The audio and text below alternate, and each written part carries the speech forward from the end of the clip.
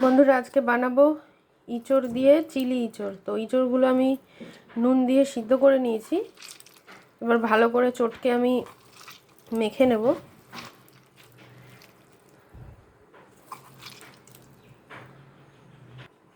নুন দিয়েছি তাই অল্প করে একটু নুন দিলাম,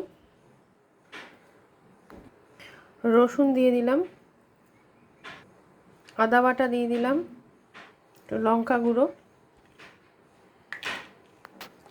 একটা ডিম দিয়ে দিলাম, কর্নফ্লাওয়ার 2 চামচ। তাকে ভালো করে মেখে নেব। একটা বাটিতে আমি একটু কর্নফ্লাওয়ার গুলে রাখবো।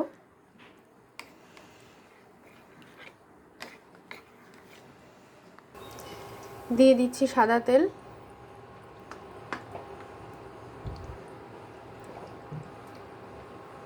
এবার আমি এরকম করে ভেজে নেব।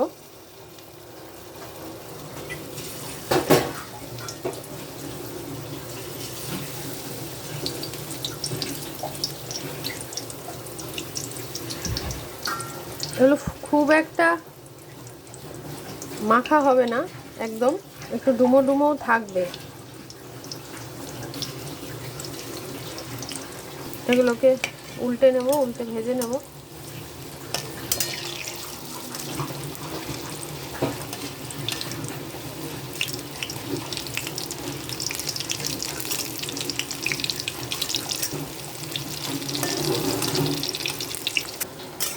এগুলো ভাজা হয়ে গেছে, নামিয়ে নেব। আর একটু ভেজে নেব।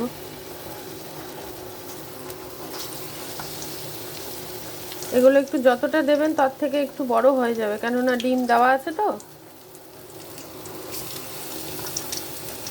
আমি সবগুলো ভেজে নিয়ে আসছি। এই তেলের মধ্যে দিয়ে দেবো রসুন কুচি,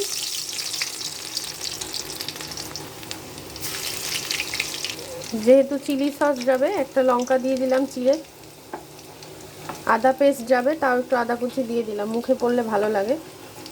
এটা আদা রসুনই বেশি লাগবে, আর পেঁয়াজটা তো যাবে।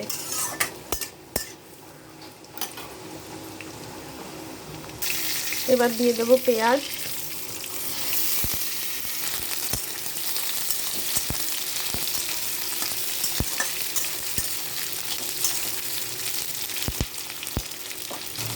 অল্প করে নুন দেবো, যেহেতু সস যাবে, সসের মধ্যে নুন চিনি সবই থাকবে, তাই হলুদ যাবে না। লঙ্কা গুঁড়ো অল্প করে যাবে, লঙ্কা গুঁড়ো দিয়ে দিলাম। দিয়ে দেবো ক্যাপসিকাম, আমার কাছে সবুজ ক্যাপসিকামই ছিল, আর হলুদ লাল থাকলেও দিতে পারেন, কালারফুল হবে। আর দিয়ে দেবো একটা টমেটো।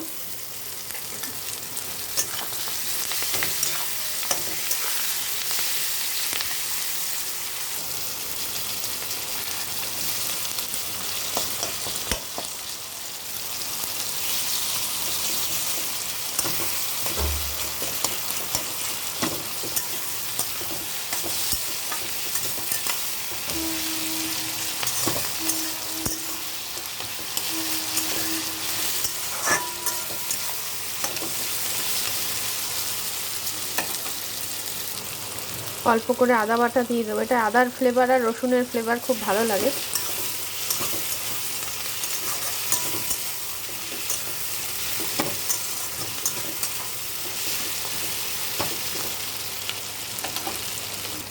এবার দিয়ে দেবো টমেটো সস,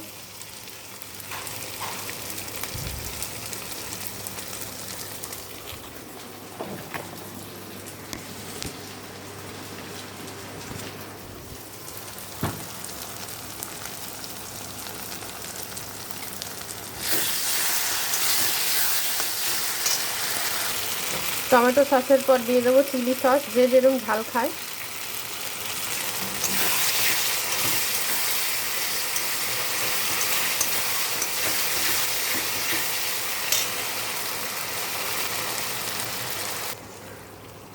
দিয়ে দিলাম জল।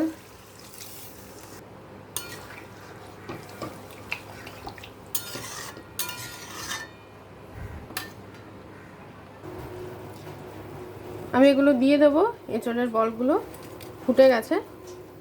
এটা একটু হয়ে গেলে আমি একটু কর্নফ্লাওয়ার দেবো। এটা একটু হোক।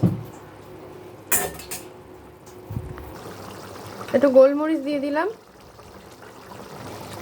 এটা কিন্তু সুন্দর নরম হয়ে গেছে, এই যে। তো এটা অলরেডি ডান। একটু কর্নফ্লাওয়ার দিয়ে দেবো আমি।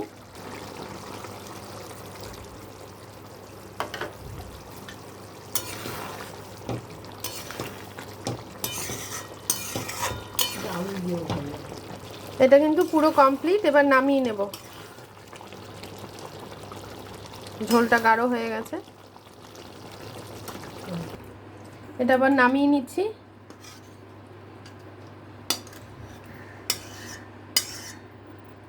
দেখো বন্ধুরা কি সুন্দর দেখতে হয়েছে।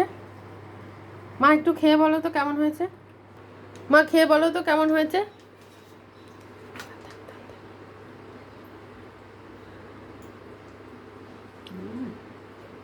দারুণ হয়েছে। আপনারা এইভাবে রান্না করে খাবেন। আমার চ্যানেলটার পাশে থাকবেন। আজকের মতো টাটা।